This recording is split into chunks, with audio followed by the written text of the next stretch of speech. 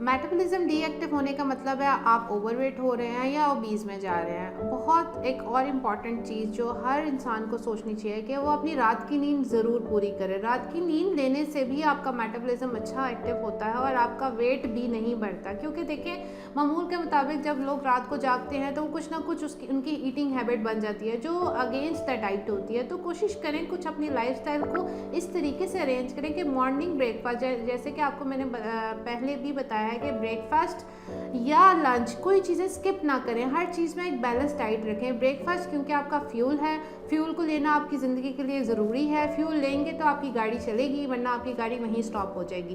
Fuel में कोशिश करें हर चीज़ हो, एक बाउल ऑफ मील हो जिसमें प्रोटीन भी हो, फाइबर भी हो, कार्ब्स भी हो।